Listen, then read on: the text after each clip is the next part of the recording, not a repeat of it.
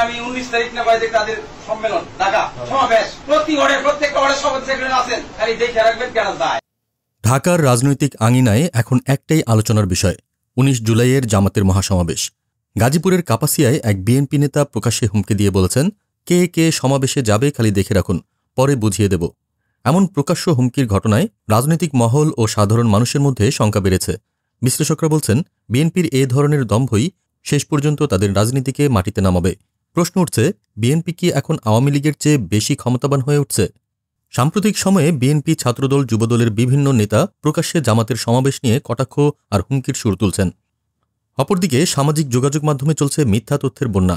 জুলকারনাইন সাঈদ দাবি করেছেন, জামাতে ইসলামী 19 জুলাইয়ের সমাবেশের জন্য ঢাকা রাজশাহী, ঢাকা ময়মনসিংহ এবং ঢাকা সিরাজগঞ্জ রুটে 3 জোড়া ট্রেন বরাদ্দ নিয়েছে, যা বৈধভাবে অর্থ প্রদান করে বুকিং করা হয়েছে।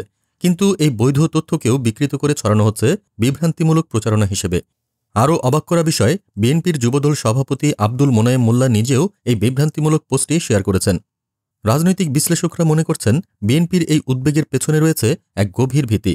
19 জুলাইয়ের এই সমাবেশ বাংলাদেশের রাজনৈতিক ইতিহাসের সবচেয়ে বড় জনসমাবেশে পরিণত হতে পারে। জামাতে ইসলামী 10 লাখ লোকের কথা বললেও ধারণা করা হচ্ছে উপস্থিতি 20 লাখ ছাড়িয়ে যাবে। সাধারণ মানুষও এই সমাবেশে যোগ দেবেন, আর এটাই বিএনপির জন্য হিংসার কারণ। কেননা তাদের সাম্প্রতিক সমাবেশগুলোর খরচ তুলতে গিয়েও সারা দেশে চাঁদাবাজির অভিযোগ উঠেছে, অথচ জামাত সরকারি ট্রেন পর্যন্ত নিজেদের অর্থে বুকিং দিয়ে লোক পরিবহন করছে। এই সমাবেশকে ঘিরে আরও এক বড় আশঙ্কা বিএনপির ভেতরে। সম্ভাবনা রয়েছে যে এখানে পিআর পদ্ধতির নির্বাচনের পক্ষে বড় ধরনের ঘোষণা আসতে পারে। এমনকি এক নতুন নির্বাচন ও ঐক্যজোট গঠনের কথাও শোনা যাচ্ছে, যেখানে জামাত, চরমোনাই এবং প্রায় সব নিবন্ধিত ইসলামী দল থাকবে, বিএনপি ছাড়া। বিএনপি এই সমাবেশে দাওয়াত না পাওয়াকে নিজেদের জন্য এক বড় রাজনৈতিক ধাক্কা হিসেবে দেখছে। জামায়াত সংশ্লিষ্টরা অবশ্য বিএনপির হুমকিকে পাত্তা দিচ্ছেন না। তাদের বক্তব্য, 17 বছর ধরে শেখ হাসিনার মতো শক্তিশালী সরকারও তাদের থামাতে পারেনি, সেখানে বিএনপি তুচ্ছ। তবে তারা সতর্ক করে দিয়েছেন, বেশি বাড়াবাড়ি করলে এর ফল ভালো হবে না। 19 জুলাইয়ের এই সমাবেশে দেশি বিদেশি পর্যবেক্ষকদের নজর থাকবে বলেই ধারণা করা হচ্ছে। অনেকের মতে এই সমাবেশ বাংলাদেশের রাজনীতির মোড় ঘুরিয়ে দিতে পারে।